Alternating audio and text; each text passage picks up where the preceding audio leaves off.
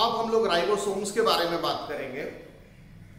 Ribosomes are the granular structures that are observed only under the electron microscope. These are dense structures discovered by George Palade in 1953. यहाँ पर यह चीज ध्यान रखना है कि राइबोसोम्स सबसे छोटे सेल ऑर्गेनल्स होते हैं, तो उनको देखने के लिए इलेक्ट्रॉन माइक्रोस्कोप की जरूरत पड़ती है और बिना इलेक्ट्रॉन माइक्रोस्कोप के आप राइबोसोम को नहीं देख सकते। ठीक है, और ये डेंस स्ट्रक्चर्स होते हैं, मतलब ये कलर जब आप इनको करेंगे, स्टेन करेंगे, तभी आप इनको देख भी सकते हैं। ठीक है, यानी वो कलर लेते हैं और गाढ़ा कलर लेते हैं। ठीक है, तो यहां पर ध्यान रखना है कि जो राइबोसोम्स हैं ये स्मॉलेस्ट सेल ऑर्गेनल है। ठीक है, और can be observe only under electron microscope, can be observed only under electron microscope, और these are dense structures, granular structures। ये दानेदार होते हैं, ये दाने जैसे दिखते हैं, तो granular dense structures, तो ये granular dense structure होते हैं।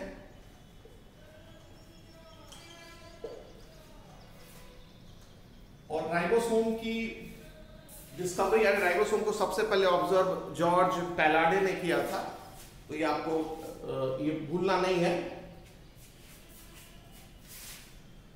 तो जॉर्ज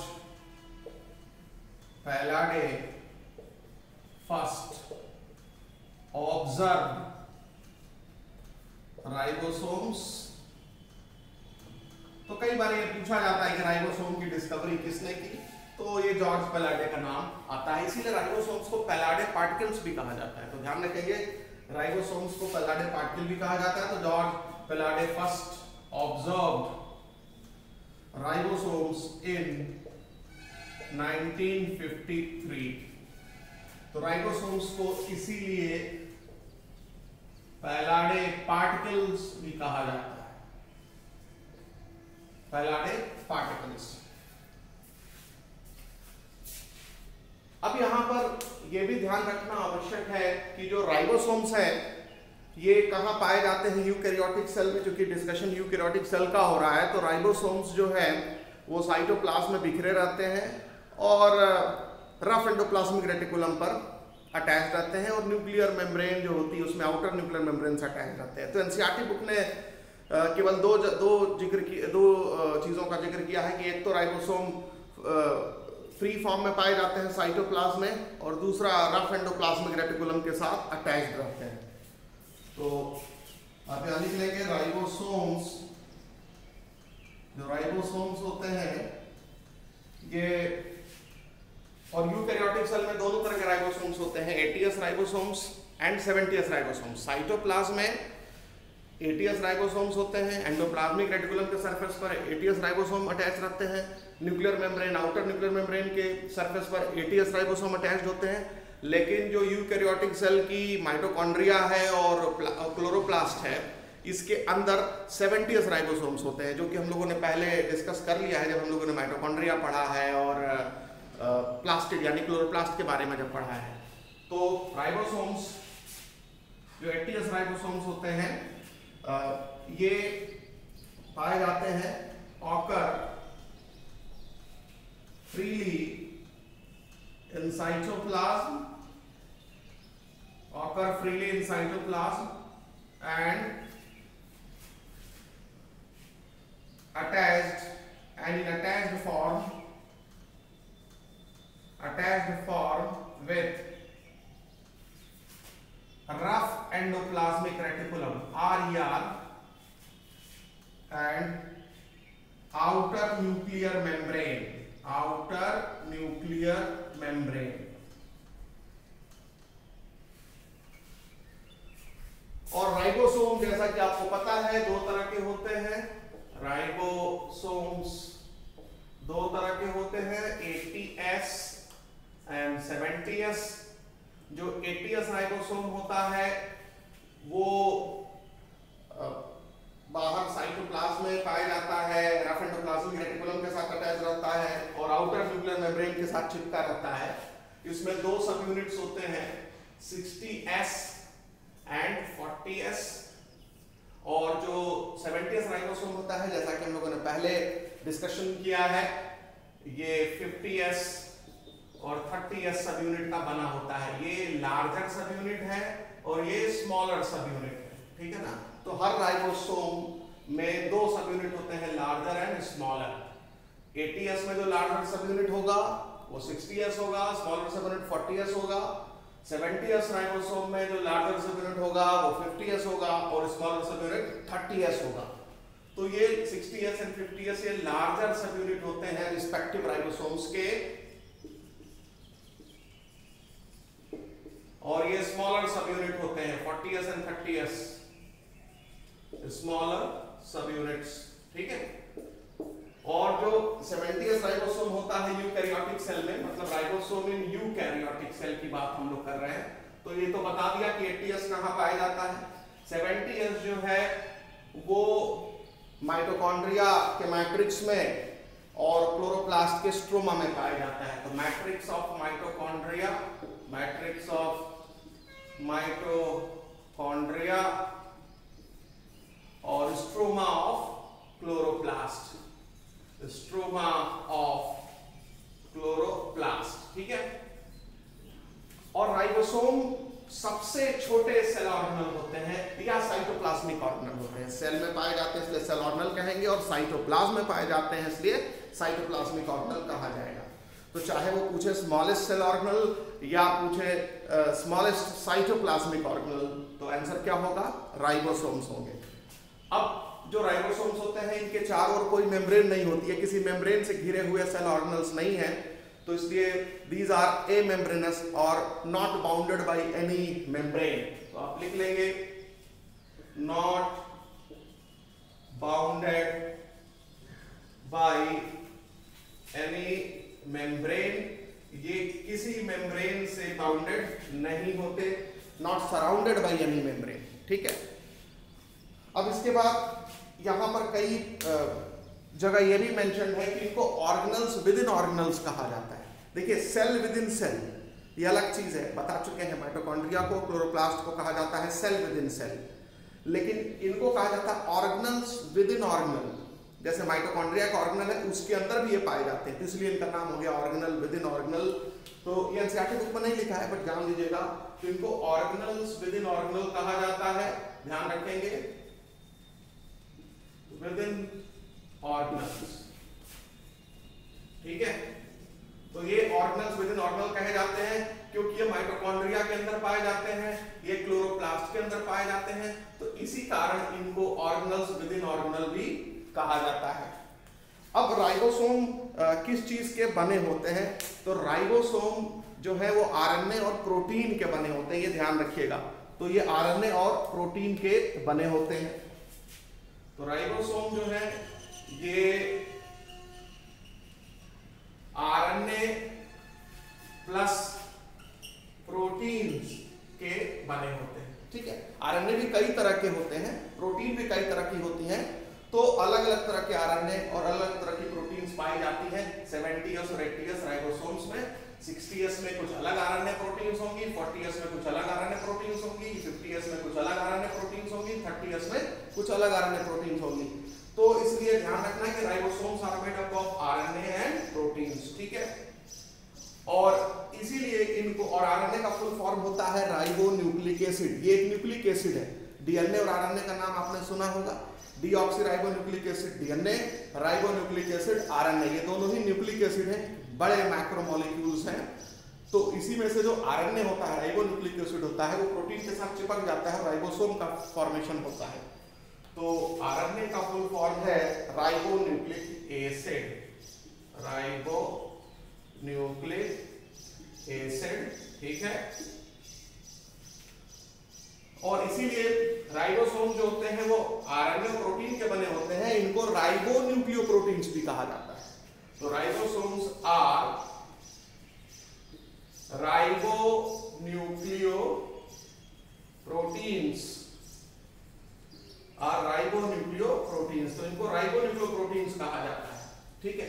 अब आरएनए के साथ जब प्रोटीन चिपकेगी तो राइबोन्यूक्लियोप्रोटीन बनेगा, ठीक है।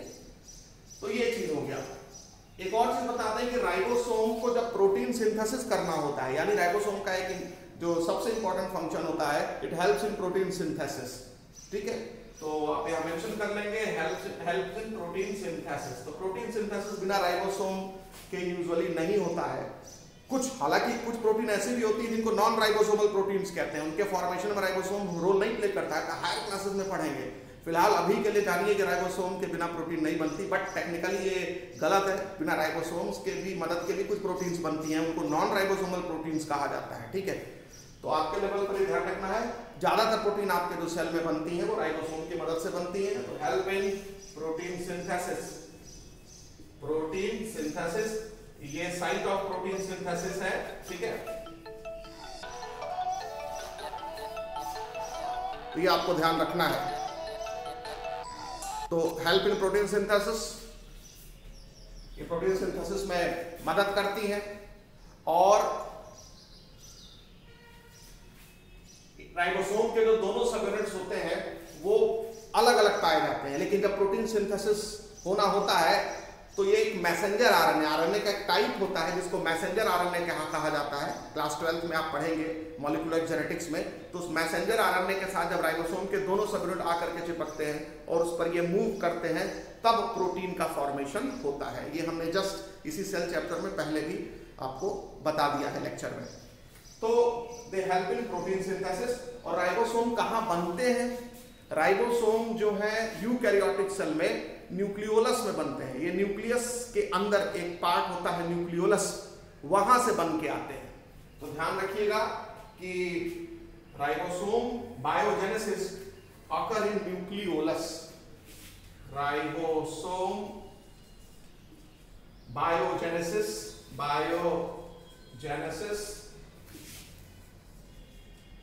occurs in nucleolus। न्यूक्लियोलस जो है वो न्यूक्लियस में होता है, इनसाइड न्यूक्लियस, और वहां से ये बन करके बाहर आते हैं। अब ये राइबोसोम में एस का मतलब क्या होता है? जो हमने 50S, 30S, 60S, 40S, ठीक है, 80S, 70S, ये जो डिफरेंट टाइप के राइबोसोम्स के सब यूनिट कह लीजिए या कंप्लीट पार्टिकल कह लीजिए, उनके नाम के आगे एस लगा हुआ है, उसका मतलब क्या होता है? तो देखिए, मान लीजिए ये 80S राइबोसोम है, इसके दो सब यूनिट्स होते हैं 60S एंड 40S। तो यहाँ S जो होता है वो स्वेडबर्ग यूनिट होता है, स्वेडबर्ग यूनिट, ये साइंटिस्ट के नाम पर है। और ये स्वेडबर्ग नाम के साइंटिस्ट ने सेंट्रीफ्यूगेशन के बारे में बताया था, डिटेल में डिस्क्राइब किया था। और सेंट्रीफ्यूगेशन का मतलब होता है, आप लोग सेंट्रीफ्यूगल फोर्स, सेंट्रीपिटल फोर्स का नाम सुने होंगे।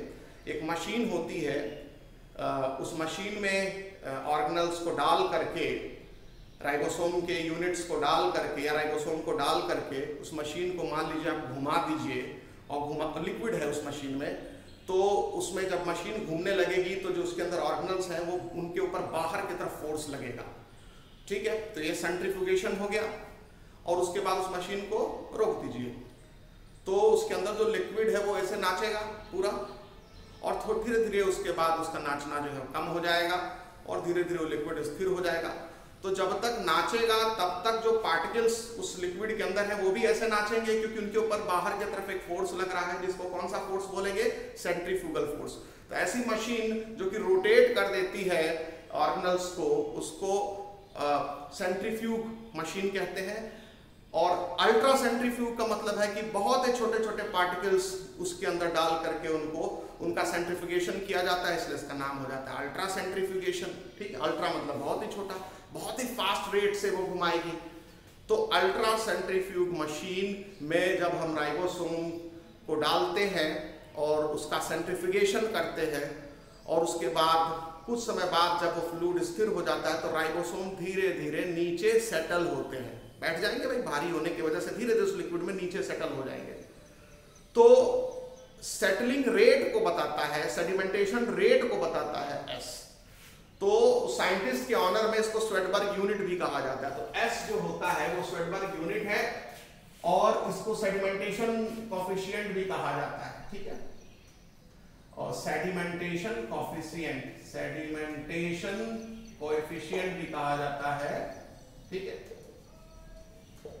तो स्वेडबर्ग यूनिट और सेडिमेंटेशन कोएफिशिएंट स्वेडबर्ग साइंटिस्ट का नाम है। ठीक, तो अगर आप एक अल्ट्रा सेंट्रीफ्यूग मशीन में, ये उसका पार्ट हम दिखा रहे हैं, एक अल्ट्रा सेंट्रीफ्यूग मशीन होती है, उस मशीन में आप राइबोसोम को डाल दीजिए और राइबोसोम्स को उसके अंदर डाल करके, ठीक है, आप इस मशीन को घुमाइए।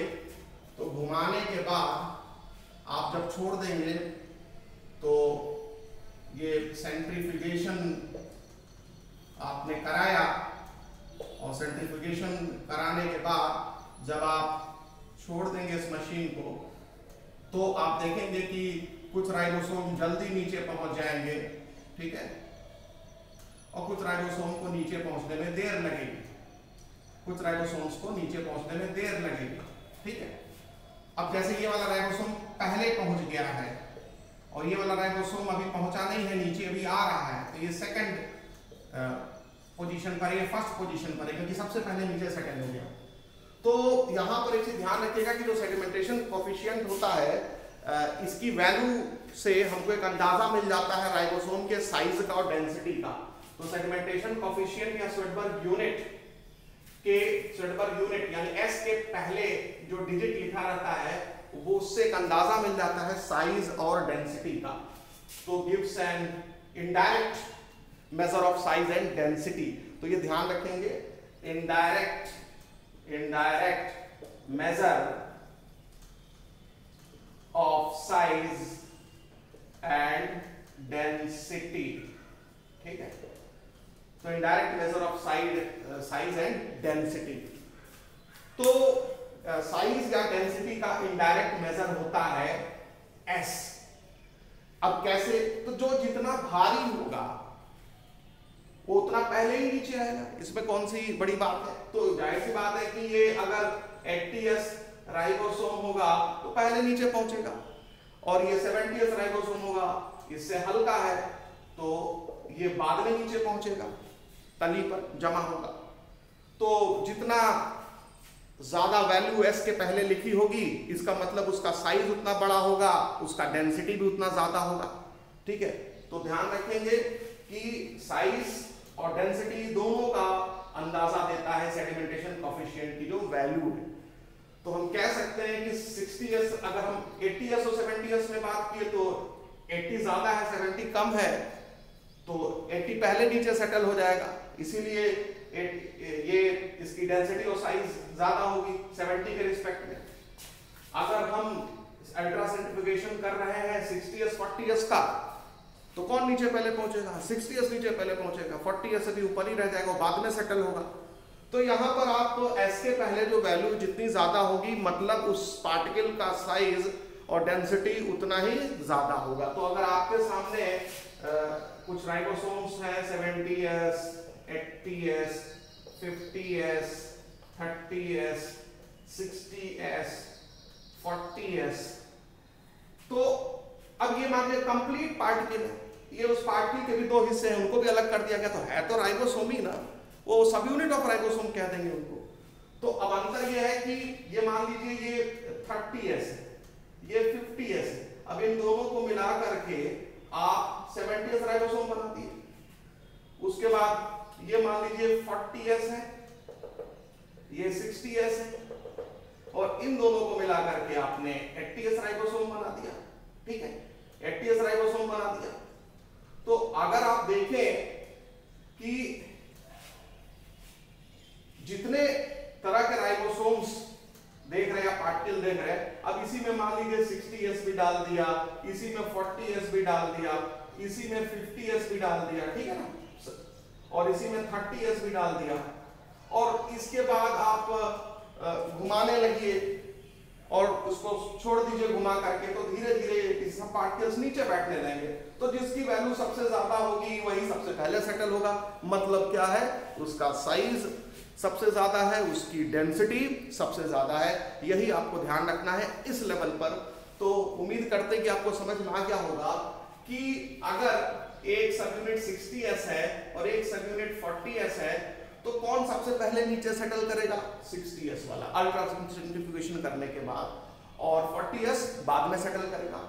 लेकिन यदि इन दोनों को चिपका करके एक बड़ा सब यूनिट बनाया जाए, ठीक है ना, इसमें दोनों मौजूद हैं, 40S वाला भी मौजूद है और 60S वाला भी मौजूद है, तो ये कौन सा राइबोसोम हो जाएगा? 80S। क्यों 80S बोलेंगे?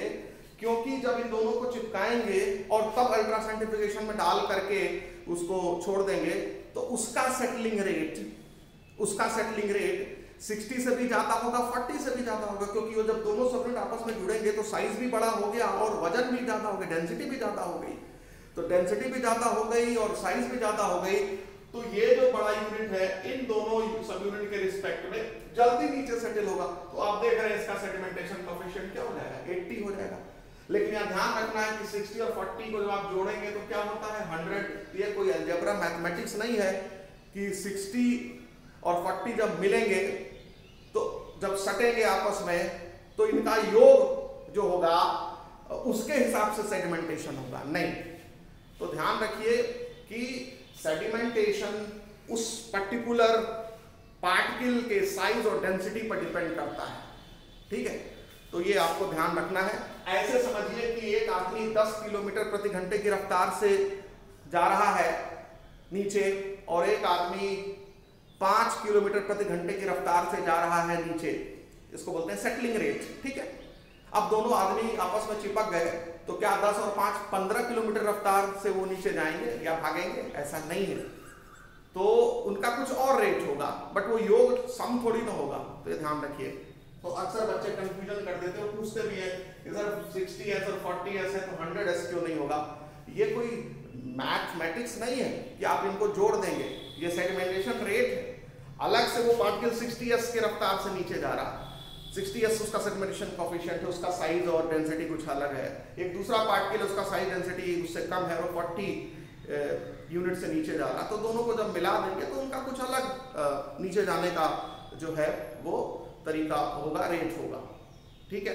तो ये हो गया राइबोसोम्स के बारे में। और अल्ट्रा सेंट्रीफ्यूगेशन मशीन, ये ध्यान रखिएगा, ये तो मैंने उसका एक टेस्ट ट्यूब बनाया है जिसमें राइबोसोम डाल दिया गया है और अल्ट्रा सेंट्रीफ्यूग मशीन का एक पार्ट हमने बस दिखाया है। एक्चुअली अल्ट्रा सेंट्रीफ्यूग मशीन जो है वो उसमें मोटर लगा रहता है और बीच में ऐसे शैफ्ट निकला रहता है और उससे लाइन से ऐसे बहुत सारे पहिए जैसा चीज होती है जो उसको और जिस पर ये अलग अलग टेस्ट ट्यूब्स इसमें लटके रहते हैं और इसी में ऑर्गेनल्स डाल करके इसको घुमाया जाता है। तो ये जो पूरी मशीन घूमेगी, ये जब मोटर चलेगा तो ये मशीन क्या होगी? घूमेगी।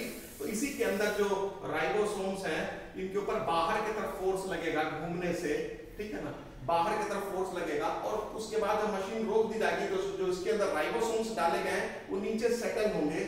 तो हम लोग ये देखेंगे कि जो सेटलिंग रेट है वो क्या है, सेडिमेंटेशन रेट क्या है, इसी को स्वेडबर्ग यूनिट कहा जाता है। अब हम लोग साइटोस्केलेटन्स के बारे में डिस्कशन करेंगे। साइटोस्केलेटन्स जो होते हैं वो फिलामेंट जैसे स्ट्रक्चर्स होते हैं जो कि साइटोप्लाज्म में पाए जाते हैं और ये नेटवर्क बनाते हैं। कई सारे फिलामेंट जो हैं वो मिलकर के एक जाल बनाते हैं। तो एक network like filamentous structure present in cytoplasm is called cytoskeleton. तो साइटोस्केलेटन क्या है? तो साइटोस्केलेटन जो है network of filament like structures present in cytoplasm, present in cytoplasm, ठीक है। और ये साइटोस्केलेटन भी सेल ऑर्गेनल है, सेल के अंदर पाए जाते हैं और इनके चारों ओर भी मेम्ब्रेन नहीं होती है। ये प्रोटीन के बने होते हैं और इनके चारों ओर कोई आवरण नहीं होता है, कोई कवरिंग नहीं होती किसी मेम्ब्रेन की, तो ये भी नॉन मेम्ब्रेनस होते हैं।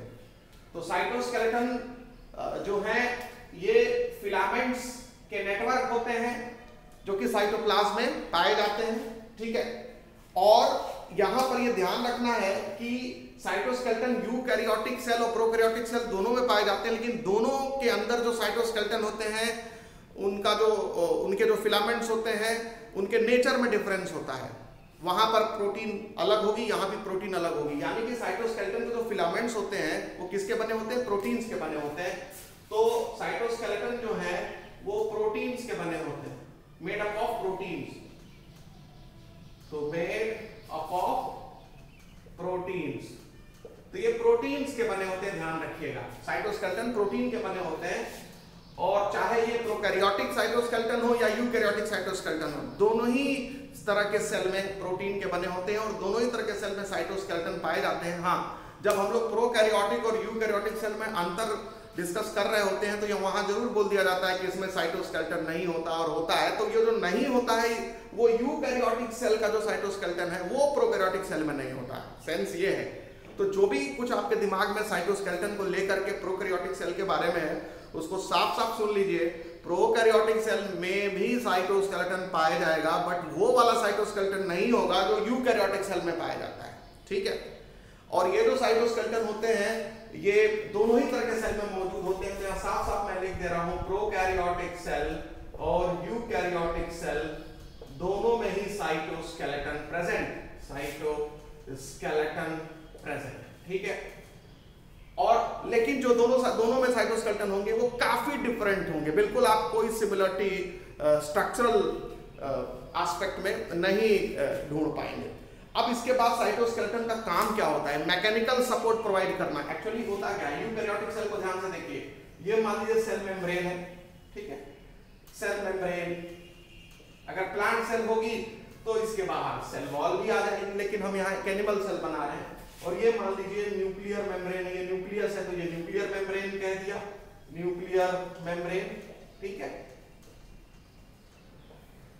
जो साइटोस्केलेटन होते हैं वो न्यूक्लियर मेम्ब्रेन से लेकर के सेल मेम्ब्रेन तक स्प्रेडेड रहते हैं, यानी यहां से लेकर के यहां तक ये पाए जाएंगे। अब आप देखिए कैसे जाल बना रहे हैं ये इस तरह का। अब ये कोई जरूरी नहीं कि हर साइटोस्केलेटन का फिलामेंट जो है वो सेल मेम्ब्रेन से और न्यूक्लियर की मेम्ब्रेन से अटैच है। जैसे ये वाला फिलामेंट का एक एंड सेल मेम्ब्रेन से अटैच है, दूसरा एंड न्यूक्लियर मेम्ब्रेन से अटैच है, लेकिन इस वाले फिलामेंट का दोनों ही एंड सेल मेम्ब्रेन से अटैच है। कहने का मतलब ये है कि ज्यादातर साइटोस्केलेटल एलिमेंट्स या फिलामेंट्स जो है उनका एक एंड सेल मेम्ब्रेन से अटैच रहता है, दूसरा एंड न्यूक्लियर मेम्ब्रेन से अटैच रहता है। बट कुछ ऐसे भी साइटोस्केलेटल फिलामेंट होते हैं जिनके दोनों ही एंड न्यूक्लियर मेम्ब्रेन से अटैच्ड मिलेंगे, ठीक है। तो मैं कुछ ऐसे ही नेटवर्क बना दे रहा हूं। ये साइटोस्केलेटल एलिमेंट्स हैं, तो आप देख रहे हैं कि एक जाल जैसा स्ट्रक्चर बन रहा है, ठीक है, इस तरह से बना दिया। तो साइटोस्केलेटन का एक जाल होता है, एक नेटवर्क होता है, और ये फिलामेंट जैसे स्ट्रक्चर होते हैं, इलोंगेटेड स्ट्रक्चर, पतले होंगे और लंबे होंगे तो उसको फिलामेंटस स्ट्रक्चर बोला जाता है। फिलामेंटस का मतलब क्या? कोई भी फिलामेंट मतलब कोई भी लंबी और पतली चीज को क्या बोलेंगे? फिलामेंट। तो यहाँ हर शब्द को बारीकी से पकड़ना है आपको, सवाल बहुत आसान लगने लगेगा। तो थिन यानी वो चीज पतली हो और लंबी हो, लॉन्ग या इलोंगेटेड कहिए, वो फिलामेंटस हो गया। तो आपको साइटोस्केलेटन यहां दिख गया। और प्रोकैरियोटिक और यूकैरियोटिक सेल दोनों में साइटोस्केलेटन होता है, बट डिफरेंट। साइटोस्केलेटन्स जो होते हैं क्वाइट डिफरेंट होते हैं दोनों में जो प्रोटीन हिस्सा लेगी साइटोस्केलेटन बनाने में वो अलग अलग होगी, तो क्वाइट डिफरेंट, ठीक है। और ये भी आपको पता है कि प्रोकैरियोटिक सेल में न्यूक्लियस नहीं पाया जाता, तो ये जो साइटोस्केलेटन का अरेंजमेंट है ये प्रोकैरियोटिक सेल का नहीं है, ये यूकैरियोटिक सेल का है, क्योंकि सेल मेम्ब्रेन और न्यूक्लियर मेम्ब्रेन से अटैच होते हैं साइटोस्केलेटन के फिलामेंट। तो न्यूक्लियर मेम्ब्रेन तो नहीं पाई जाती प्रोकैरियोट में, तो ये अरेंजमेंट यूकैरियोटिक सेल का दिखाया जा रहा है। प्रोकैरियोटिक सेल के साइटोस्केलेटल अरेंजमेंट को आपको नहीं पढ़ना है, ठीक है। यूकैरियोटिक सेल के साइटोस्केलेटन को आपको ध्यान रखना पड़ेगा। तो ये नेटवर्क हो गया, ठीक है। अब जो साइटोस्केलेटल फिलामेंट्स होते हैं, साइटोस्केलेटन 3 तरह के होते हैं, क्योंकि उनमें अलग अलग प्रोटीन्स पाई जाती हैं इस आधार पर। तो 3 टाइप्स ऑफ साइटोस्केलेटन्स, यानी कि जो फिलामेंट्स होते हैं वो 3 तरह के होते हैं इन यूकैरियोटिक सेल। अब ये एनसीईआरटी बुक में नहीं लिखा है, एनसीईआरटी बुक ने केवल ये बता दिया है कि ये नेटवर्क होते हैं प्रोटीन के, फिलामेंट का स्ट्रक्चर साइटोप्लाज्म में पाए जाते हैं और इनका फंक्शन बता दिया। फंक्शन अभी हम लोग डिस्कस करेंगे, पहले ये जान लें। तो 3 टाइप्स ऑफ साइटोस्केलेटन पाए जाते हैं यूकैरियोटिक सेल में। पहला होता है माइक्रोट्यूब्यूल, दूसरा होता है माइक्रोफिलामेंट्स और तीसरा साइटोस्केलेटन का नाम है इंटरमीडिएट फिलामेंट्स। अब आप देखिए ये सब कुछ पॉइंट एनसीईआरटी बुक में नहीं लिखा है, लेकिन 2 साल पहले के नीट एग्जाम में इस पर सवाल आ चुका है कि सबसे पतले साइटोस्केलेटल फिलामेंट कौन से होते हैं सेल के अंदर, मतलब यूकैरियोटिक सेल के अंदर। तो जो माइक्रोट्यूब्यूल्स होते हैं ये किस प्रोटीन के बने होते हैं? ये ट्यूबुलिन प्रोटीन के बने होते हैं। तो ये देखिए नाम के आगे इनके ट्यूब्यूल लगा है, यानी ट्यूब जैसे होते हैं। These are hollow tubes. ये देखिए ये हॉलो ट्यूब जैसे होते हैं, ये हॉलो ट्यूब लाइक स्ट्रक्चर्स होते हैं, ध्यान रखिएगा। और इनके दीवार में जो प्रोटीन होती है, जो कि ये ट्यूब की दीवार बनाती है, ठीक है ना, वो ट्यूबुलिन प्रोटीन की बनी होती है। यानी माइक्रोट्यूब्यूल किस प्रोटीन के बने होते हैं? ये ट्यूबुलिन प्रोटीन के बने होते हैं। ये ध्यान रखिएगा, ये हॉलो होते हैं, ये हॉलो स्ट्रक्चर्स हैं। बीच में ये खोखले होंगे, तो इनकी दीवार बनी होती है ट्यूबुलिन प्रोटीन की। तो ट्यूबुलिन प्रोटीन याद रखिएगा, माइक्रोट्यूब्यूल बना होता है ट्यूबुलिन प्रोटीन का, ठीक है। और इसका जो डायामीटर होता है, डायामीटर क्या है, इसका जो थिकनेस होता है, वो इसकी जो चौड़ाई होती है वो आप लिख लेंगे 25 mm होती है। तो 25 mm इसकी साइज होती है, इसकी विड्थ होती है, ठीक है। इस लाइन से लेके इस लाइन के बीच की जो लेंथ होती है, यानी इसका जो विड्थ है ये 25 mm होता है। और सबसे बड़े साइटोस्केलेटन यही होते हैं साइज के हिसाब से देखा जाए तो आपको समझ में आएगा। माइक्रोट्यूब्यूल जो है वो ट्यूब लाइक होते हैं। ट्यूब किसको बोलते हैं? जो अंदर से क्या हो, जिसके रास्ता हो जाने का, खोखला हो अंदर से। तो ये अंदर ये हॉलो होता है, यानी हॉलो कोर होता है, surrounded by which protein? Tubulin protein. तो ये ट्यूबुलिन प्रोटीन के बने होते हैं और इनका जो विड्थ होता है वो 25 mm होता है। इसके बाद जो माइक्रोफिलामेंट होते हैं, ध्यान रखिएगा, जो माइक्रोफिलामेंट होते हैं वो एक्टिन प्रोटीन के बने होते हैं। किस प्रोटीन के? एक्टिन प्रोटीन के। और ये हॉलो नहीं होते हैं, ये देखिए इनके नाम में ट्यूब्यूल नहीं लगा है। तो ध्यान रखेंगे कि जनरली हम फिलामेंट वर्ड यूज करते हैं, तो कहीं आप ये मत कंफ्यूज हो जाएगा कि ये ट्यूब्यूल है तो इसको फिलामेंट नहीं कहेंगे। क्या फिलामेंट का सीधा मतलब होता है थिन और लॉन्ग। हॉलो अगर हो गया वो फिलामेंट तो उसको ट्यूबुलर बोल देंगे। कई बार फिलामेंट हॉलो नहीं होगा तो फिलामेंट ही रह जाएगा नाम में उसके। समझ में आया? यानी कि फिलामेंट किसी भी लंबे और पतले स्ट्रक्चर को बोलेंगे। अगर उसके अंदर एक टनल है तो वो ट्यूबुलर हो जाएगा, ट्यूबुलर फिलामेंट। तो ये माइक्रोट्यूब्यूल एक ट्यूबुलर फिलामेंट है क्योंकि अंदर से हॉलो है। क्लियर हुआ? चलिए। और माइक्रोफिलामेंट जो होता है वो एक्टिन प्रोटीन का बना होता है। तो इस तरह से होता है, ये एक्टिन प्रोटीन का बना हुआ है और इसका जो डायामीटर होता है वो सबसे कम होता है, 7 mm होता है, 7 mm, nanometre. nm means nanometre. तो माइक्रोट्यूब्यूल का जो विड्थ होता है वो 7 mm, इसका जो विड्थ होता है वो 25 mm होता है। ध्यान रखिएगा, चौड़ाई, ठीक है।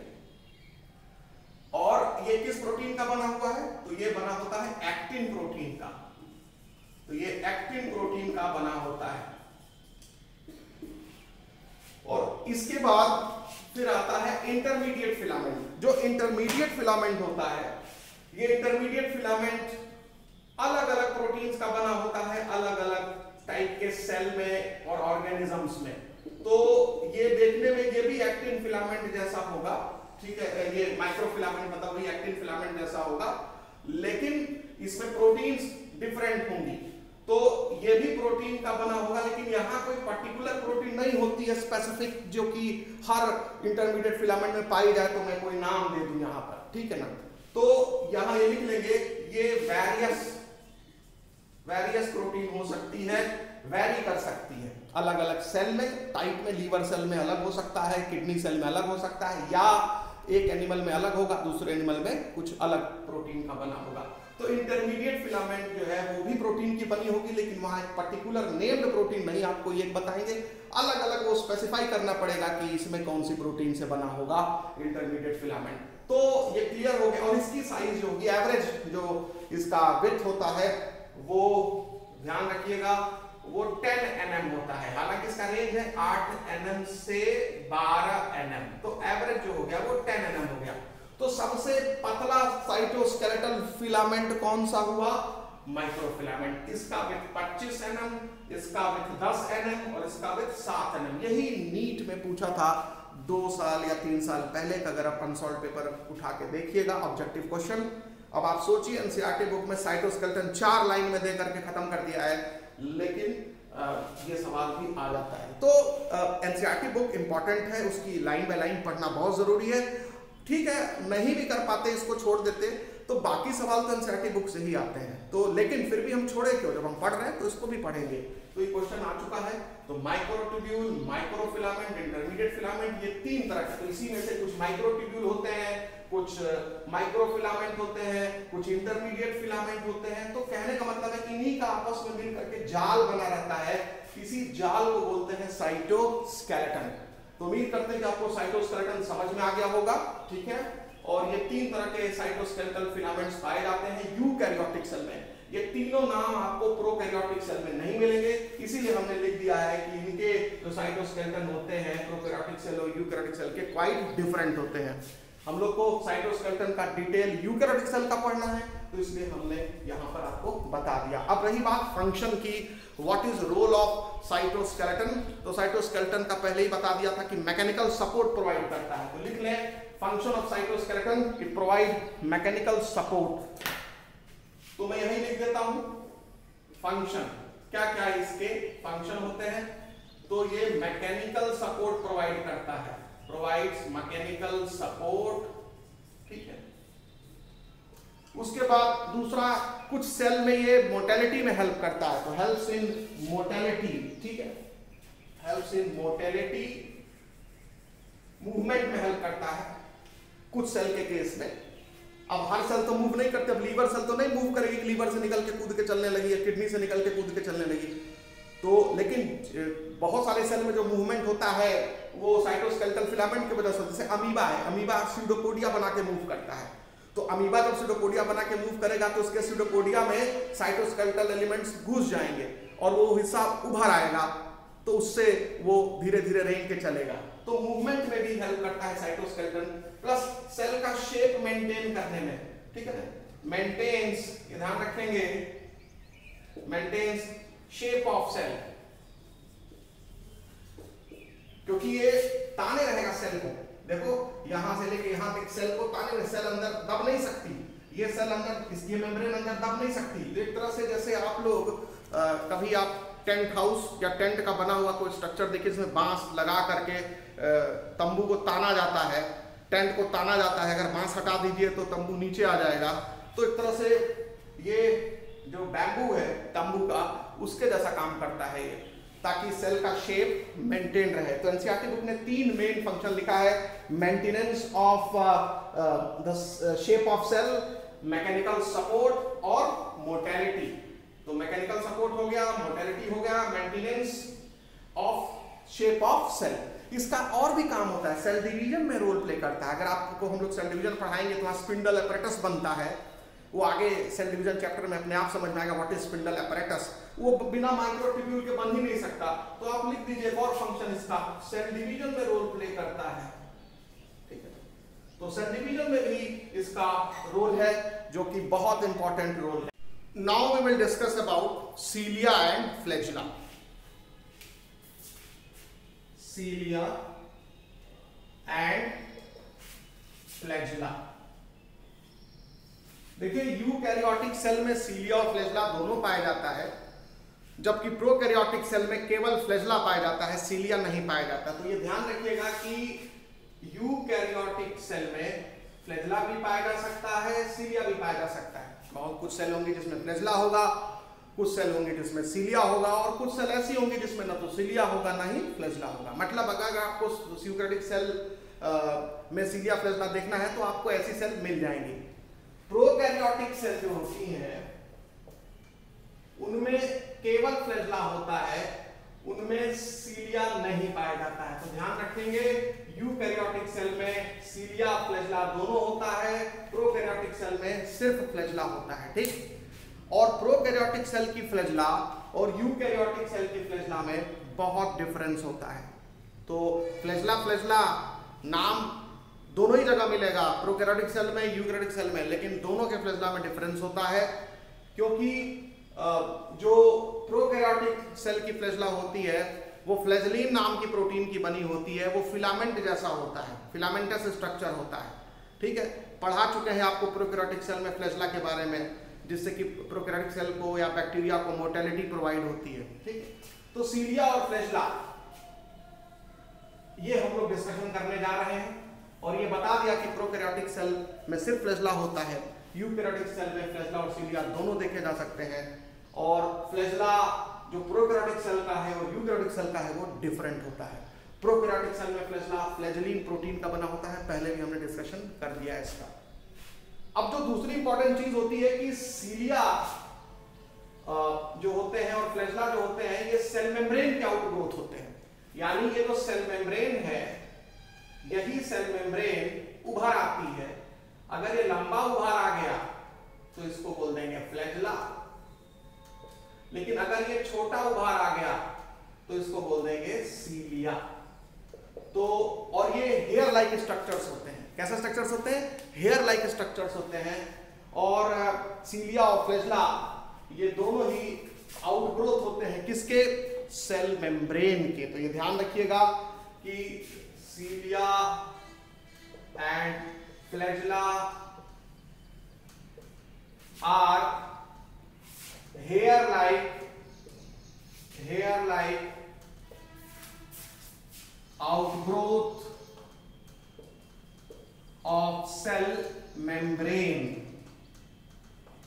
तो ये हेयर लाइक आउटग्रोथ होते हैं सेल मेम्ब्रेन के, और जो लंबे आउटग्रोथ होंगे उनको फ्लैजिला कहेंगे। यानी फ्लैजिला और सीलिया में अंतर जो सीधा सीधा दिखता है कि फ्लैजिला लॉन्ग होता है और सीलिया शॉर्ट होता है, ठीक है। इसकी लंबाई कम होती है, फ्लैजिला की लंबाई ज्यादा होती है, और ये सेल मेम्ब्रेन के आउटग्रोथ होते हैं, बाल जैसे दिखते हैं, ठीक है। एक और जो डिफरेंस होता है कि सीलिया की संख्या ज्यादा होती है जिस सेल में भी सीलिया होगा, और फ्लैजिला की संख्या कम होती है। यानी अगर किसी सेल में आप फ्लैजिला देखेंगे तो यूजुअली उस सेल में एक फ्लैजिला होगा या कुछ फ्लैजिला होंगे, जैसे एक फ्लैजिला यहाँ मिल गया, एक फ्लैजिला यहाँ मिल गया, ठीक है। तो फ्लैजिला की संख्या जो है वो कम होगी, लेस न्यूमरस, ठीक है। ये हो गया फ्लैजिला। लेकिन अगर हम सीलिया की बात करें तो आप सीलिया देखेंगे बहुत सारे होते हैं, मैनी स्मॉल आउटग्रोथ्स, न्यूमरस। तो अगर किसी सेल में सीलिया होगा तो फ्लैजिलेटेड सेल की तुलना में सीलिया का नंबर ज्यादा होगा, ठीक है। तो आप देख रहे हैं, तो फ्लैजिला जो होते हैं लेस इन नंबर, अगर सेल से निकले हैं तो उनकी संख्या कम होगी, लेकिन सीलिया जो होते हैं वो मोर न्यूमरस होते हैं। सीलिया जो होंगे वो ये लेस इन नंबर है फ्लैजिला, और सीलिया जो होंगे वो मोर न्यूमरस होंगे, सीलिया मोर न्यूमरस, ठीक है। इनकी संख्या ज्यादा होगी, और सीलिया का जो मूवमेंट होगा वो सिंक्रोनस होगा। यानी ये सभी सीलिया एक ही साथ इधर मूव करेंगे, इधर मूव करेंगे, इधर मूव करेंगे, इधर मूव करेंगे, यानी the movement of cilia is synchronised. ये नहीं कि ये सीलिया इधर मूव किया, इसके बगल वाला सीलिया इधर मूव कर गया। तो यानी सीलिया में आप सिंक्रोनस मूवमेंट देखते हैं, बहुत इंपॉर्टेंट है। इसीलिए एनसीईआरटी बुक ने लिखा है कि ओवर लाइक, ओवर मतलब पतवार।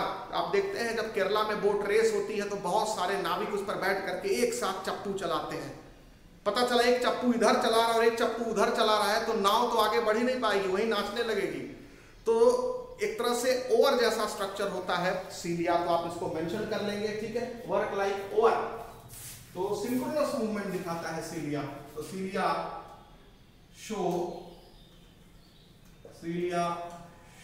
Over like movement, movement like oars, move like oars लिख लेंगे, OARS, यानी कि सिंक्रोनस मूवमेंट। सीलिया जो है वो सिंक्रोनस मूवमेंट दिखाते हैं, ध्यान रखिएगा, सिंक्रोनस मूवमेंट। इसका मतलब हुआ cilia show synchronous movement, cilia move like oar, यानी कि ओवर मतलब होता है पतवार, नाव को चलाने के लिए नाविक जो पतवार हिलाते हैं उसको, और सभी सीलिया एक साइड के एक साथ मूव करते हैं, तो इसी को सिंक्रोनस मूवमेंट कहा जाता है। और ओवर लाइक मूवमेंट फ्लैजला नहीं दिखाएगा, कौन दिखाएगा? सीलिया। फ्लैजला जो है वो इंडिपेंडेंट मूवमेंट करते हैं, इसका अगर इसका मूवमेंट का डायरेक्शन इधर है तो इसका मूवमेंट का डायरेक्शन उधर हो सकता है। तो flagella do not show synchronous movement, तो फ्लैजला लिख लेंगे do not show synchronous movement. तो ये सिंक्रोनस मूवमेंट नहीं दिखाते हैं, do not show synchronous movement. तो ये जो अंतर है काफी इंपॉर्टेंट डिफरेंस है, ये आपको ध्यान रखना पड़ेगा, ठीक है। अब किन चीजों में हेल्प करता है? सीलिया जो है वो सेल के मूवमेंट में हेल्प करता है, सीलिया को हिला हिला करके सेल जो है, जैसे पैरामीशियम है, पैरामीशियम में सीलिया पाया जाता है, फॉर एग्जाम्पल पैरामीशियम, ठीक है, पैरामीशियम में सीलिया पाया जाता है। पैरामीशियम एक प्रोटिस्टा किंगडम का मेंबर है, तो paramecium is a member of protista kingdom, it is a protist, ठीक है। और फ्लैजला जो है आप पढ़े होंगे यूग्लिना में पाया जाता है। तो फ्लैजला किसमें पाया जाता है? यूग्लिना में एक बड़ा फ्लैजला होता है जो पूरा दिखाई देता है और एक छोटा सा फ्लैजला होता है यूग्लिना में जो दिखाई नहीं देता। तो यूग्लिना में आपको हमने दिखा दिया कि इसमें फ्लैजला पाया जाता है, पैरामीशियम में सीलिया पाया जाता है, और सीलिया की वजह से मूवमेंट जो होता है वो फास्ट होता है, ठीक है ना, क्योंकि कई सारे चप्पू एक साथ जब चलेंगे तो सेल को तेजी से भगाएंगे, और फ्लैजला जो है वो धीरे धीरे चलेंगे और सिंक्रोनस चलेंगे, एक आगे चल रहा है एक पीछे चल रहा है, तो फिर ये तेजी से मूवमेंट नहीं दिखाएगा, ठीक। तो ये बात तो समझ में आ गई। सिंक्रोनस मूवमेंट कौन दिखाएगा? सीलिया। एक साथ 50 सैकड़ों सीलिया एक साथ एक ऐसे सेम साइमल्टेनियस मूव करेंगे, ठीक है। और फ्लैजला जो है वो कम होते हैं और अलग अलग डायरेक्शन में मूव करते हैं, तो सिंक्रोनस मूवमेंट नहीं होता। फ्लैजला की संख्या कम होती है सेल में, सीलिया की संख्या ज्यादा होती है। ये क्लियर हो गया? सीलिया हेल्प करता है सेल के मूवमेंट में, और सेल के बाहर कोई फ्लूइड है उसके मूवमेंट में। तो cilia helps in movement of cell and movement of fluid outside cell, movement of fluid outside cell, ठीक है। अब जैसे आप लोग इपिथेलियल टिश्यू के बारे में पढ़े होंगे, इपिथेलियल टिश्यू में आप पढ़े होंगे कि एक कॉलमनर एपिथेलियम है, ठीक है ना, और उसमें लंबाई, कॉलमनर का मतलब लंबाई ज्यादा चौड़ाई कम, और उससे बहुत सारे सीलिया निकले हैं। तो अब कॉलमनर एपिथेलियम है, ये मान लीजिए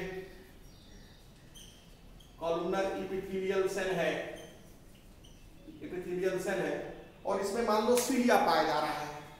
तो अब ये जब सीलिया है तो सीलिया क्यों पाया जा रहा है? सीलिया का क्या काम? तो हो सकता है कि ये जो लिक्विड इसके बाहर है, सेल के बाहर, इस लिक्विड को मूव कराने में हेल्प, ये सीलिया जब हिलेगा तो ये लिक्विड का मूवमेंट होगा इधर और इधर, तो मूवमेंट ऑफ लिक्विड, ठीक है, यानी कि movement of fluid outside cell. तो कई बार सीलिया उस सेल के मूवमेंट के लिए जिम्मेदार नहीं है, लेकिन उस सेल के बाहर जो फ्लूइड है उसको हिल करके इधर उधर मूव कराने में हेल्प करता है, ठीक है।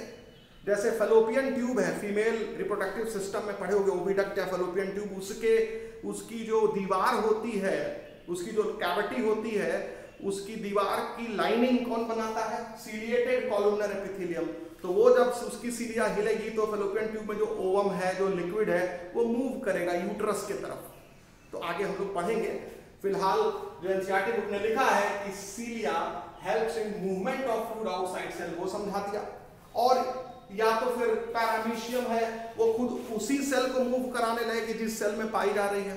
तो सीलिया सेल के मूवमेंट में हेल्प करती है और सीलिया उस फ्लूइड के मूवमेंट में हेल्प कर सकती है जो उस सेल के बाहर पाया जा रहा है, क्योंकि सेल चिपकी हुई एक जगह पर तो वो तो मूव नहीं करेगी ना, तो ये ध्यान रखना है। जबकि फ्लैजेला सिर्फ सेल के मूवमेंट में हेल्प करता है, ये बाहर जो फ्लूइड है उसके मूवमेंट में हेल्प नहीं करता, यानी ये ऐसे जगह पाया जाएगा जहां सेल का मूवमेंट होना जरूरी है, और जहां पर फ्लूइड का मूवमेंट जरूरी है वहां फ्लैजेला नहीं होगा, हमेशा सीलिया होगा।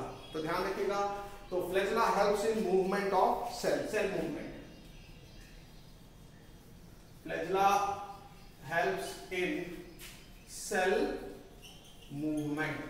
तो फ्लैजेला जो होता है वो सेल के मूवमेंट में हेल्प करता है, ये ध्यान रखिएगा, ठीक है। अब इसके बाद आपको यहां पर हमने फंक्शनल डिफरेंस बता दिया है। अब हम लोग सीलिया और फ्लैजेला के क्रॉस सेक्शन को देखेंगे। मतलब ये जो सीलिया है या जो फ्लैजेला है, ये चूंकि सेल मेम्ब्रेन का आउटग्रोथ है, तो इसका ट्रांसवर्स सेक्शन जब काटेंगे टीएस इस तरह से, तो जब ट्रांसवर्स सेक्शन काटेंगे तो कैसा दिखेगा इस ट्रांसवर्स सेक्शन में, ये हम लोग डिस्कस करेंगे। ट्रांसवर्स सेक्शन में सीलिया और फ्लैजेला कैसा दिखेगा, तो ये इसको बोलते हैं ट्रांसवर्स सेक्शन। तो ट्रांसफर आपको बताया है प्लाज्मा मेम्ब्रेन की आउटग्रोथ है, तो चारों तरफ क्या मिलेगा? इसके प्लाज्मा मेम्ब्रेन मिलेगा, तो वो अभी हम लोग ट्रांसवर्स सेक्शन में देखेंगे। देखिए, जब हम लोग सीलिया और फ्लैजेला का ट्रांसवर्स सेक्शन काटेंगे तो उसके अंदर आपको माइक्रोट्यूब्यूल्स दिखाई देंगे, बहुत सारे माइक्रोट्यूब्यूल के फिलामेंट्स दिखाई देंगे, यानी साइटोस्केलेटन दिखाई देंगे। तो जब आपको बताया गया था कि साइटोस्केलेटन हेल्प इन मोटेलिटी यानी मूवमेंट, तो सीलिया फ्लैजेला के वजह से भी तो मूवमेंट होता है, और उसके अंदर माइक्रोट्यूब्यूल अगर नहीं होगा तो सीलिया फ्लैजेला बन ही नहीं पाएगा। यूकैरियोटिक सेल की बात कर रहे हैं, तो यूकैरियोटिक सेल में जो सीलिया और फ्लैजेला बनता है वो बिना माइक्रोट्यूब्यूल नाम के साइटोस्केलेटन की वजह से नहीं बन सकता। तो इसलिए सीलिया और फ्लैजेला के बनाने में माइक्रोट्यूब्यूल का रोल है, और साइटोस्केलेटन क्यों मोटेलिटी में हेल्प करते हैं आपको समझ में आ गया होगा, ठीक है।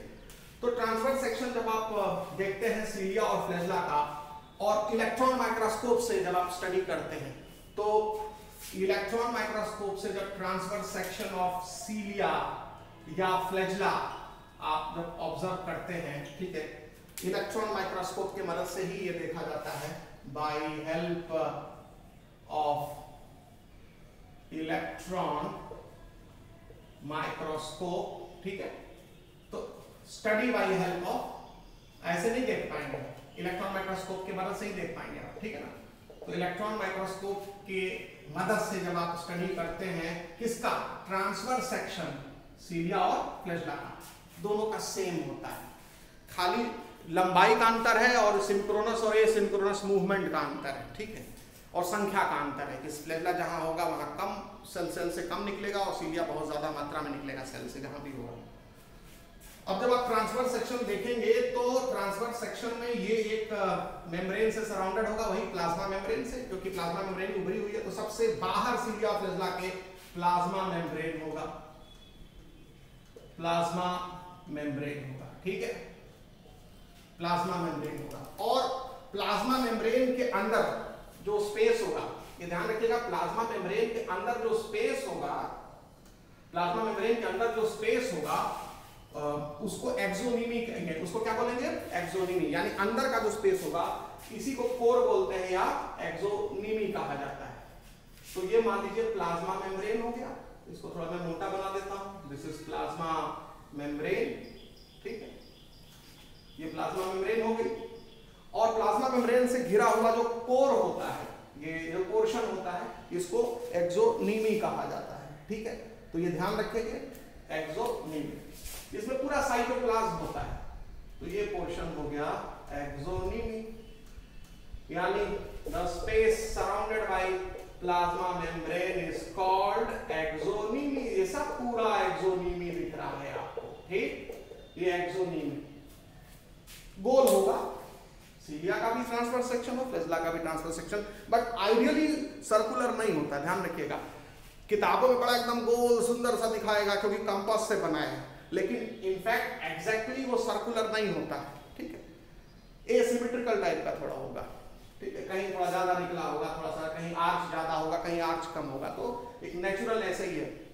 अब इसके अंदर आपको माइक्रोट्यूब्यूल्स का अरेंजमेंट दिखेगा, बहुत सारे माइक्रोट्यूब्यूल्स जो है वो सीलिया या फ्लैजेला से गुजर रहे होंगे, ठीक है, ऐसे कुछ माइक्रोट्यूब्यूल पेरिफेरल पार्ट से गुजर रहे होंगे और कुछ माइक्रोट्यूब्यूल सेंट्रल पार्ट से गुजर रहे होंगे, तो इसको बोलते हैं सेंट्रल कोर।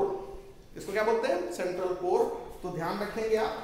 तो यहां पर माइक्रोट्यूब्यूल्स, ये लॉन्ग एक्सिस है, जैसे मान लीजिए अगर आपने ये मान लीजिए सीलिया मान लीजिए है, तो इसका ये लॉन्ग एक्सिस है, इसको बोलेंगे लॉन्ग एक्सिस। और इसी के पैरेलल इसमें बहुत सारे माइक्रोट्यूब्यूल्स घुसे हुए हैं, बहुत सारे माइक्रोट्यूब्यूल्स घुसे हुए इस लॉन्ग एक्सिस के चारों तरफ, इधर से भी, इधर से भी, इधर से भी, उधर से भी, इधर से भी, इधर से भी। तो इस लॉन्ग एक्सिस के पैरेलली बहुत सारे माइक्रोट्यूब्यूल्स घुसे हुए हैं, यानी microtubules lie parallel to long axis of cilia or flagella, inside plasma membrane, क्योंकि बाहर की तरफ क्या है? प्लाज्मा मेम्ब्रेन, ये प्लाज्मा मेम्ब्रेन है। तो जब आप इसका सेक्शन काटेंगे तो ये सेंटर में हो गया लॉन्ग एक्सिस, ये लॉन्ग एक्सिस ऐसे जा रहा है, इमेजिनरी एक्सिस होता है, ऐसे जा रहा है, और इसके चारों ओर माइक्रोट्यूब्यूल पैरेलली अरेंज्ड होंगे, ठीक है, समझा दिया आपको। ये एलएस है, ये लॉन्गिट्यूडिनल सेक्शन है, लंबाई में से छीला गया है और हटा दिया गया इधर, तो आपको अंदर दिख रहा है क्या। और जब ये प्लाज्मा मेम्ब्रेन है तो साइटोप्लाज्म भी तो अंदर जाएगा, तो अंदर साइटोप्लाज्म घुसा हुआ है प्लाज्मा मेम्ब्रेन के, और जो भी स्पेस प्लाज्मा मेम्ब्रेन के बीच में है, इधर वाली प्लाज्मा मेम्ब्रेन, इधर वाली प्लाज्मा मेम्ब्रेन के बीच में जो भी स्पेस है उसी को एक्सोनीमी कहते हैं। तो आपको एक्सोनीमी भी समझ में आ गया कि एक्सोनीमी किसको कहा जाता है, यानी प्लाज्मा मेम्ब्रेन से घिरा हुआ जो स्पेस है that is axoneme in cilia and flagella. तो ये एक्सोनीमी हो गया, लॉन्गिट्यूडनल सेक्शन देख लीजिए, एक्सोनीमी पूरा अंदर तक, और उसी में बीच में माइक्रोट्यूब्यूल, उसमें बीच में मान लीजिए इमेजिनरी ये लाइन है, ये डॉट लाइन बनाई इमेजिनरी लाइन है, कोई फिलामेंट नहीं है, लॉन्ग एक्सिस है, और इसके चारों ओर माइक्रोट्यूब्यूल पैरेलली अरेंज है। कितने माइक्रोट्यूब्यूल अरेंज हैं, कैसे अरेंज हैं, वो हम लोग डिस्कस करने जा रहे हैं। अब देखिए यहां पर ध्यान रखिएगा कि जो एक्सोनीमी होता है वो एक्सोनीमी में 9 pairs of doublets, 9 pairs of doublets का बना होता है माइक्रोट्यूब्यूल का। मतलब आप देखिए यहां पर हम बनाने जा रहे हैं माइक्रोट्यूब्यूल, एक माइक्रोट्यूब्यूल ऐसे हम लोग 9 बनाते हैं, 3 4 5 6 7 8 और ये 9, थोड़ा इसको हम इधर बना देते हैं, ठीक। और डबलेट यानी दो माइक्रोट्यूब्यूल आपस में चिपके रहेंगे, तो इस तरह से हमने 2 माइक्रोट्यूब्यूल ऐसे चिपका दिया, 2 माइक्रोट्यूब्यूल आप चिपका देंगे।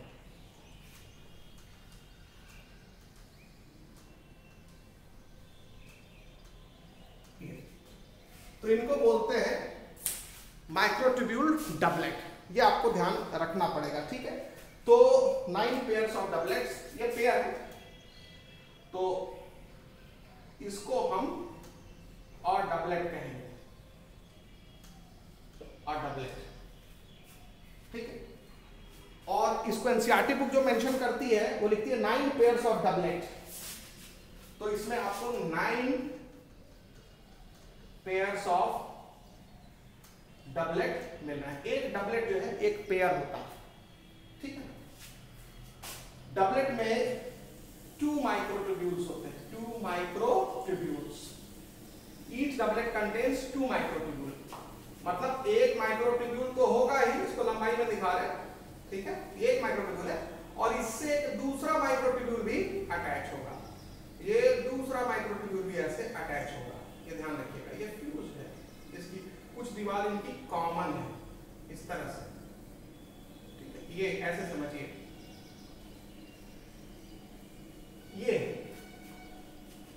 तो इसी को हमने 2 माइक्रोट्यूब्यूल्स, तो आप समझ सकते हैं कि ये 2 माइक्रोट्यूब्यूल मिल करके ऐसे ही अरेंज है लंबाई में। ये समझ में आ गया आपको? इसी को हमने दिखाया है इस रूप में, ट्रांसफर सेक्शन में, ये ऐसे और ये ऐसे, ठीक है। तो ये क्लियर हो गया, ये हो गया, ये वाला ये हो गया। तो ऐसे कितने माइक्रोट्यूब्यूल्स हो गए? ऐसे अगर आप देखें तो 9 दुनिया 18 माइक्रोट्यूब्यूल्स हो गए। तो 9 पेयर्स ऑफ डबलेट और and each doublet contains 2 microtubules, ठीक। A doublet contains 2 microtubule. तो उम्मीद करते हैं सबको समझ में आ गया। तो ये पेरिफेरल और रेडियली अरेंज होते हैं, मतलब आप अगर एक गोला माने तो ये रेडियस है, ये रेडियस है, ये रेडियस है, ये रेडियस है, ये उसके रेडियस पर पाए जाते हैं, ये रेडियस पर पाए जाते हैं, ठीक है। तो आप लिखेंगे 9 पेयर्स ऑफ डबलेट्स, ये ध्यान रखना है, 9 pairs of doublet of radially arranged peripheral microtubules, radially arranged peripheral microtubules, radially arranged, peripheral मतलब किनारे पर है, पेरिफेरल माइक्रोट्यूब्यूल्स, माइक्रोट्यूब्यूल्स। तो रेडियली अरेंज्ड पेरिफेरल माइक्रोट्यूब्यूल्स, ध्यान रखिएगा, radially arranged peripheral microtubules. Radially मतलब रेडियस पर, पेरिफेरल मतलब किनारे, डबलेट मतलब 2 माइक्रोट्यूब्यूल साथ साथ चिपके हुए, ऐसे कितने? 9। तो फ्लैजेला या सीलिया दोनों में ही जब प्लाज्मा मेम्ब्रेन के अंदर घुसेंगे तो आपको उस एक्सोनीमी में, प्लाज्मा मेम्ब्रेन से अंदर जो स्पेस होगा उसको एक्सोनीमी कहेंगे, तो उस एक्सोनीमी में आपको 9 पेयर्स ऑफ डबलेट्स मिलेंगे। पेयर इसलिए क्योंकि ये जो एक स्ट्रक्चर है इसमें 2 माइक्रोट्यूब्यूल हैं, तो वो पेयर्ड स्ट्रक्चर है, तो इसीलिए एनसीईआरटी बुक उसको लिखती है कि 9 pairs of doublet of radially arranged peripheral microtubule, ठीक है। उसके बाद इसके सेंटर में भी ध्यान रखेंगे, a pair of centrally located microtubule, इसके सेंटर में भी आपको 2 माइक्रोट्यूब्यूल्स दिखेंगे। ये तो लाइन हटा दो, ये तो डॉट का कोई मतलब नहीं, तो रेडियस समझाने के लिए बनाया था, ये कुछ होता नहीं ऐसा। और सेंटर में आप 2 माइक्रोट्यूब्यूल दिखा देंगे अलग अलग, वो सटे नहीं रहते हैं। तो a pair of centrally arranged microtubule, तो आप लिख लेंगे, ये जो है a pair of centrally arranged microtubule, इसको मैं ऐसे लिख देता हूं, a pair of centrally arranged microtubule। तो a pair of centrally arranged microtubule हो गया, ठीक है। और आपको इस तरह से पता चला कि अगर आप सीलिया और फ्लैजेला का सेक्शन काटेंगे तो माइक्रोट्यूब्यूल 9 डबलेट्स के रूप में बाहर और 2 सिंगलेट के रूप में अंदर, और ये दोनों ही माइक्रोट्यूब्यूल एक्सोनीमी पार्ट में पाए जा रहे हैं। एक्सोनीमी मतलब जो प्लाज्मा मेम्ब्रेन के अंदर वाला पार्ट है उसको एक्सोनीमी कहेंगे। तो इसको 9+2 एक्सोनीमल अरेंजमेंट कहा जाता है, 9+2 एक्सोनीमल माइक्रोट्यूबुलर अरेंजमेंट, तो आपको ये ध्यान रखना पड़ेगा। तो cilia, eukaryotic cilia and flagella, eukaryotic cilia and flagella show 9 + 2 microtubular arrangement, ठीक है। ये बात सबको समझ में आ गई? इसमें 9 जो होता है वो पेरिफेरल माइक्रोट्यूब्यूल्स होते हैं, in form of doublet. Doublet कहने का मतलब पेयर में पाए जाते हैं, इन पेयर, यानी कि 9 × 2 कितने हो गए? 18। और दो जो माइक्रोट्यूब्यूल्स होते हैं वो सेंट्रल माइक्रोट्यूब्यूल्स होते हैं, इन फॉर्म ऑफ सिंगलेट। ये सिंगलेट के फॉर्म में होते हैं, यानी ये दो, ठीक है, ये और ये सिंगलेट के फॉर्म में है और ये डबलेट के फॉर्म में है। तो टोटल गिनेंगे तो 18 और 2 ये 18 2 20, तो टोटल 20 माइक्रोट्यूब्यूल्स हिस्सा ले रहे हैं सीलिया ऑफ लेसला बनने में। लेकिन इसको बोलते हैं 9 + 2, इसको कहा जाता है 9 + 2 अरेंजमेंट, ठीक है ना, एक्सोनिमल माइक्रोट्यूब्यूल्स का। जो भी प्लाज्मा मेम्ब्रेन के अंदर माइक्रोट्यूब्यूल होगा उसको एक्सोनिमल माइक्रोट्यूब्यूल कहेंगे। ये भी एक्सोनिमल माइक्रोट्यूब्यूल है, ये भी एक्सोनिमल माइक्रोट्यूब्यूल है। तो टोटल 20 माइक्रोट्यूब्यूल एक्सोनिमल होंगे, इसमें से 9 डबलेट्स होंगे, यानी 18 माइक्रोट्यूब्यूल्स जो है वो डबलेट के फॉर्म में पाए जाएंगे। और इस तरह के 9 डबलेट्स होंगे, 1 2 3 4 5 6 7 8 9, और 2 सेंट्रल में सिंगलेट होंगे। ये समझ में आ गया? अब इसके बाद आगे यहां पर आप ध्यान रखेंगे कि जो सिंगलेट होता है सेंटर में, वो एक सीट से घिरा रहता है, एक मेम्ब्रेन से घिरा रहता है। तो आप इसको एक मेम्ब्रेन से सराउंड कर दीजिएगा। तो इट इज सीट, मतलब केमिकल की सीट होती है। अब मेम्ब्रेन भी तो केमिकल की ही बनी होती है, तो उसको आप केमिकल सीट भी बोल सकते हैं। तो इसको आप लिख लीजिए कि सराउंडेड बाय अ सीट। तो central doublet is surrounded by a seat. ये हो गया, ध्यान से आपको याद रखना पड़ेगा। और इसमें याद रखेंगे कि ये सीट जो होती है, ये फिलामेंट से अटैच रहती है, किससे? पेरिफेरल डबलेट से। इसको रेडियल स्पोक बोलते हैं। तो मान लीजिए ये अटैच हो गई, ये रेडियल स्पोक। अभी ऐसे लटकी नहीं रहेगी, ये सीट अटैच रहती है बाहर वाले डबलेट से। तो बाहर वाले डबलेट में, हर डबलेट को देखिए 2 माइक्रोट्यूब्यूल हैं, तो जो बड़ा वाला माइक्रोट्यूब्यूल दिख रहा है, बड़ा वाला, उससे अटैच है, ये रेडियल स्पोक से अटैच है। ये रेडियल स्पोक हो गया, ठीक है। इस तरह से आप रेडियल स्पोक दिखा देंगे। तो central sheath is attached to the peripheral doublet, one of the microtubule of the peripheral doublet, by help of radial spoke. तो ये रेडियल स्पोक से अटैच रहती है। ये हो गया रेडियल स्पोक, ठीक है। तो रेडियल स्पोक बना दीजिए, लिख दीजिए इसको। तो सेंट्रल सीट डबलेट से अटैच रहती है रेडियल स्पोक से। मैं यहां लिख देता हूं रेडियल स्पोक। ये भी प्रोटीन का बना होता है। इसमें जो भी स्ट्रक्चर आप देख रहे हैं वो सब प्रोटीन के बने हैं। अरे ये माइक्रोट्यूब्यूल है तो ट्यूबुलिन प्रोटीन का बना है, ये भी माइक्रोट्यूब्यूल है, ये भी ट्यूबुलिन प्रोटीन का बना है। ये सीट भी केमिकल की बनी होती है, प्रोटीन और उसमें कुछ कार्बोहाइड्रेट भी मिला रहता है, ग्लाइकोप्रोटीन मान लीजिए। और ये जो रेडियल स्पोक है जो कि सेंट्रल सीट को डबलेट के एक माइक्रोट्यूब्यूल से जोड़ रहा है, दोनों से नहीं जुड़ेगा रेडियल स्पोक, इन दोनों डबलेट, ये जो डबलेट है इसमें दोनों माइक्रोट्यूब्यूल से सिर्फ एक से जुड़ा रहता है। तो ऐसे कितने रेडियल स्पोक हो गए? 9 डबलेट है तो 9 रेडियल स्पोक हो गए।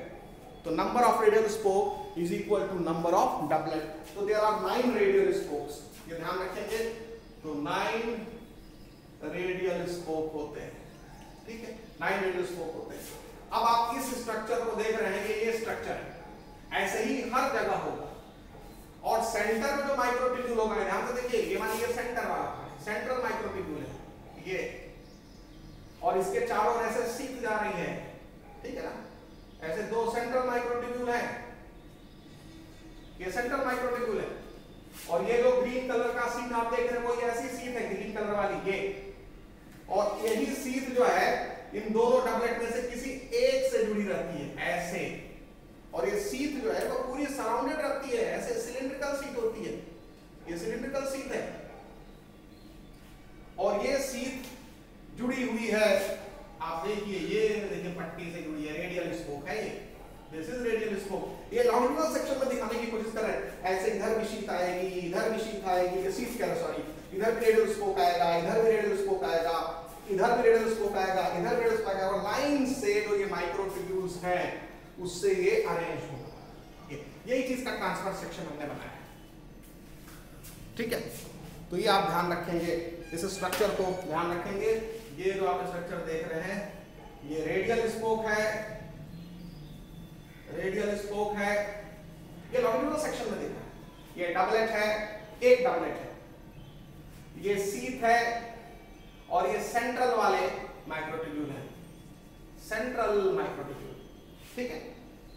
तो सेंट्रल माइक्रोट्यूब्यूल के चारों ओर शीथ होती है, सेंट्रल माइक्रोट्यूब्यूल के चारों ओर शीथ होती है, और इसके चारों ओर जो ये माइक्रोट्यूब्यूल के डबलेट होते हैं, जो माइक्रोट्यूब्यूल के डबलेट होते हैं उनसे रेडियल स्पोक से जुड़ा रहता है, ठीक। तो मैं उम्मीद करते हैं कि 3D व्यू इमेजिन आप कर पा रहे होंगे। इसका थोड़ा आसान नहीं होता समझाना, बट जरूरी है दिमाग में इसको लेके चलना, ठीक है। तो ये हो गया रेडियल स्पोक के बारे में आपको बता दिया।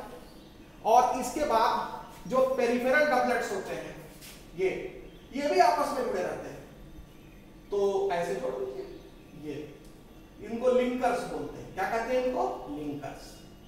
तो ये लिंकर्स के द्वारा attach, it is called linker. तो ये हो गया लिंकर, इसको आप लिख दीजिए। तो लिंकर का काम क्या है? लिंकर का काम है दो पेरिफेरल डबलेट्स को आपस में कनेक्ट करना। तो linker attaches connects to peripheral doublets. तो ये टू पेरिफेरल डबलेट्स को आपस में कनेक्ट करता है लिंकर। और रेडियल स्पोक का काम क्या है? रेडियल स्पोक का काम होता है, ये जो रेडियल स्पोक आपको दिख रहा है, ये रेडियल स्पोक का काम क्या होता है? ये सेंट्रल शीथ को डबलेट से कनेक्ट करता है रेडियल स्पोक। तो रेडियल स्पोक का काम है ये सेंट्रल शीथ को या जो है वो डबलेट से कनेक्ट करता है। ये बात सबको समझ में आ गई? तो एक डबलेट के बगल में दूसरा डबलेट होगा, तो दो डबलेट आपस में जो कनेक्टेड होंगे, दो डबलेट आपस में जो कनेक्टेड होंगे वो लिंकर से कनेक्टेड होंगे, और जो सेंट्रल शीथ और डबलेट कनेक्टेड होगा वो रेडियल स्पोक से कनेक्टेड होगा। तो उम्मीद करते हैं कि आपको ये चीजें समझ में आ गई होंगी। और एक चीज और बता दें कि जहां से सीलिया फ्लेजना निकलता है उसके बेस पर एक बेसल बॉडी होता है। क्या होता है? बेसल बॉडी, उसको सेंट्रियोल कहते हैं। तो centriole like basal body, NCERT में ऐसा कुछ लिखती है कि centriole like basal body is present, ठीक है। तो centriole like structure at base of cilia and flagella. तो centriole like structure at base of cilia flagella, इसको बेसल बॉडी कहा जाता है।